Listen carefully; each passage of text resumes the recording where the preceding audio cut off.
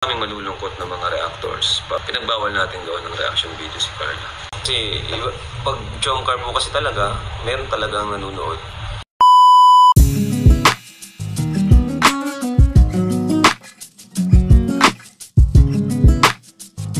Ingat po tayo sa paggawa ng reaction video, especially kay Carla sa ngayon kasi ang daming, hindi ko alam kung ba't nababash si Carla, wala po siyang ginagawang masama.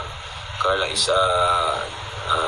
very kind and family-oriented at may respeto po sa amin, kalingap sa K-Boys, di lang sa akin, sa lahat po.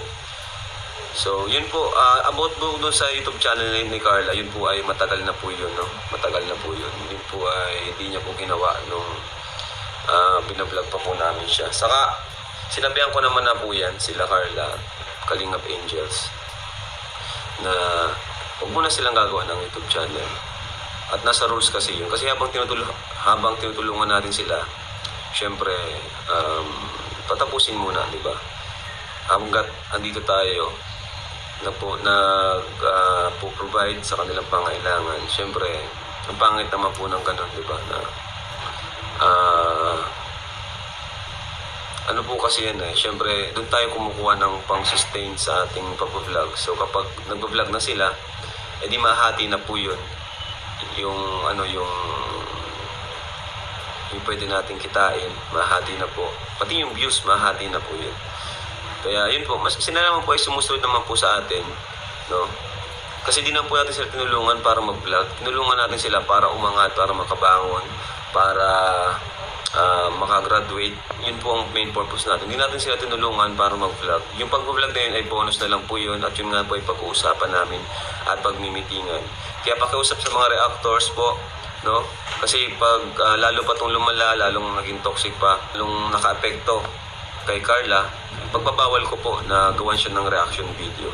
So marami po ang maapektuhan po kapag nangyari yun, no? At lalo na po kung si Carla mismo ang mag-request na huwag na siyang gawa ng reaction video. So, malaking po yun. Kawalan po, lalo na sa mga reactors na doon lang din naman sila kumukuha ng di ba? Kasi, pag Jomcar po kasi talaga, meron talagang nanonood. Kaya yun po, protektahan po natin ang beneficiaries natin. Or kung magawa man po kayong reaction video sa Kalingap Angels, yung pong good vibes, positive, or yung may pagtatanggol po sa kanila. Kawawa naman po si Carla. Kapag si Carla po ay sobrang naapektuhan ng sa ngayon pa lang po affected na po si Carla. Ngayon pa lang po si Carla is alam ko kahit di man niya sa akin sinasabi, siya ay stress. Ako mismo po yung announce na patahimikin na muna natin buhay ni Carla, huwag natin siyang gawa ng reaction video. Maraming malulungkot na mga reactors. Pinagbawal natin gawa ng reaction video si Carla.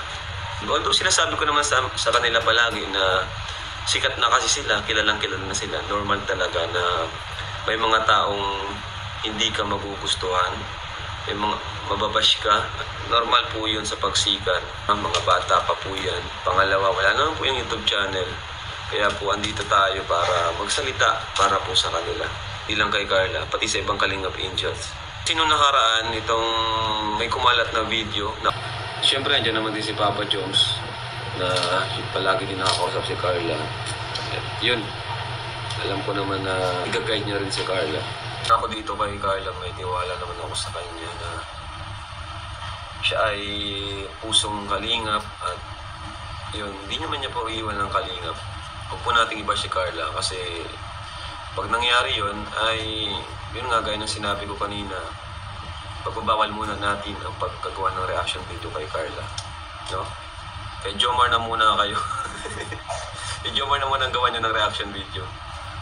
Sinasabi ko naman po sa Kalingap Angels na ganito, okay lang na may kontak kayo sa sponsor, basta palagi nyo lang i-report sa amin, no?